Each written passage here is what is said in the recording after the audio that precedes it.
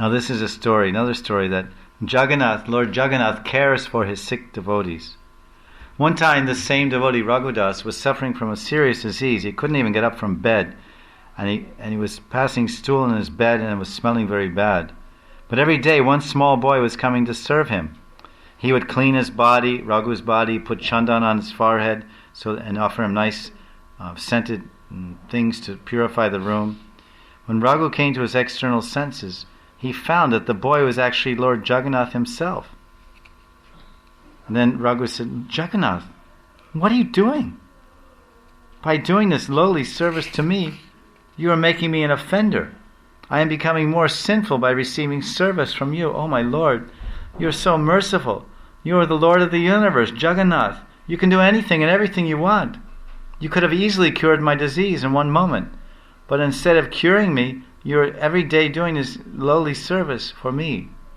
Then Jagannath replied, yes, I could easily have cured you, but I want you to be free from all your prarabdha karma, so that you can come back to my abode at the end of life. Also, you should know that as my devotees derive pleasure by serving me, I derive pleasure by serving them. I always desire to serve you. There is no difference between me and my devotee.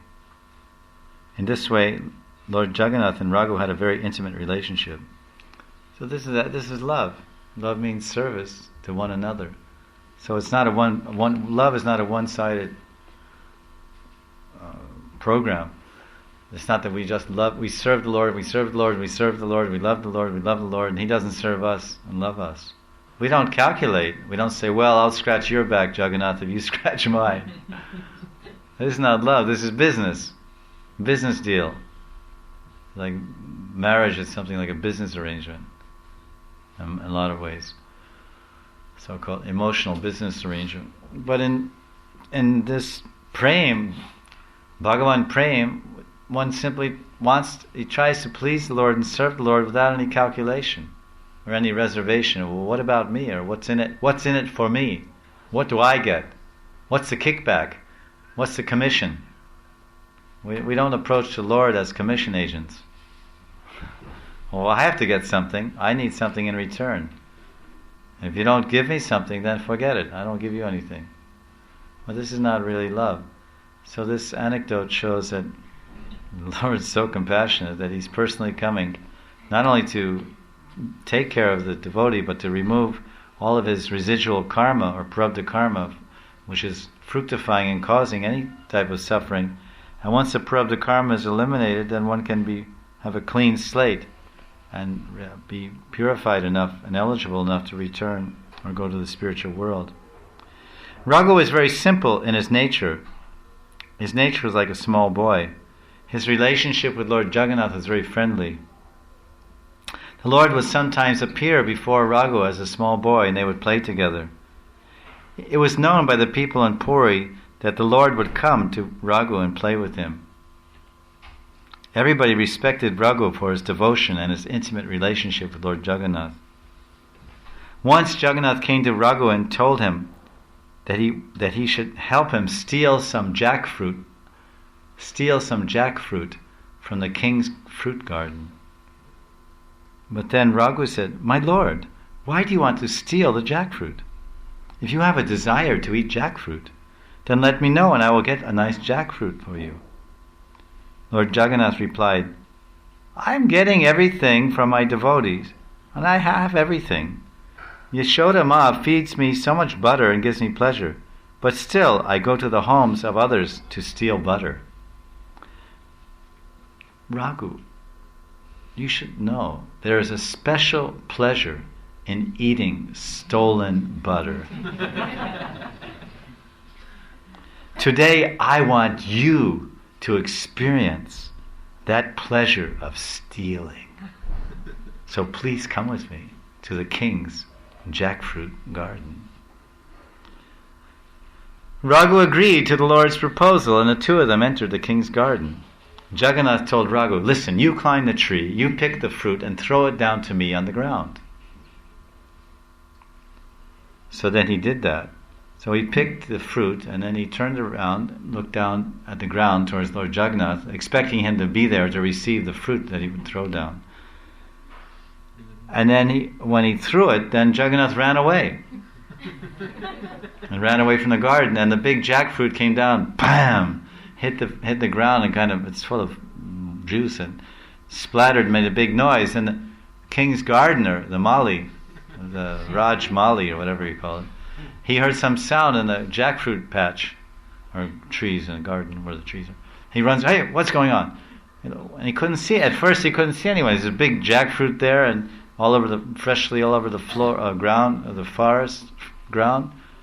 And he said, who's done this? Who has done this? And he looks, and he says, hey, Raghu, what are you doing? And he didn't see Jagannath, because Jagannath ran back to the temple. So he said, come down here. And then he took him to the king. And because Raghu is a famous devotee in Puri, this is very famous, all these stories.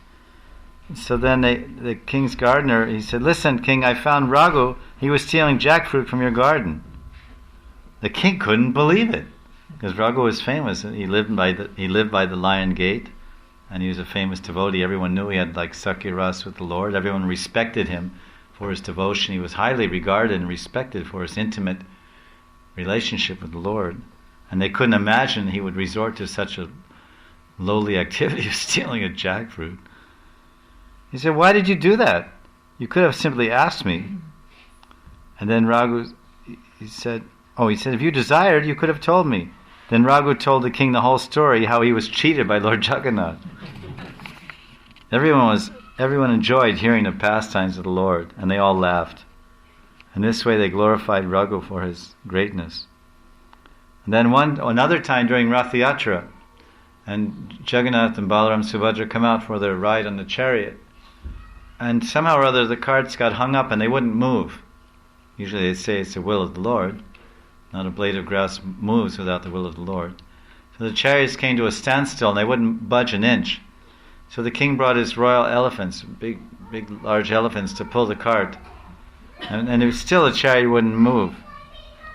So then someone said, where's Raghu? And then Raghu climbed on the chariot. He climbed on the chariot and he went close to Lord Jagannath. He went right next to him. And he whispered in his ear, Jagannath, please move. Please move your chariot.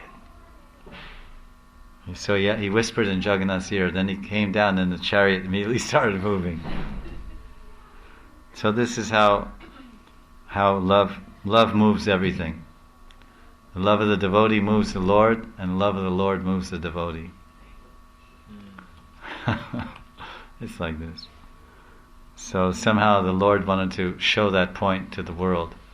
There's a huge, massive chariot with 16 wheels. It's called Nandi Ghosh. The name of his chariot is called Nandi Ghosh. 60 feet high. Was that 20? That's like 30 meters. No, 20 meters. 20 meters tall. Weighs tons and tons. Solid wood. Chariot so heavy, but it wouldn't move. So Lord Jagannath wanted to show us. No, it's not by. I don't move by power. Elephants are so powerful. Elephants can, break down a house. They're so powerful. So all these royal elephants came, but still no movement of the chariot. The Lord moves by love.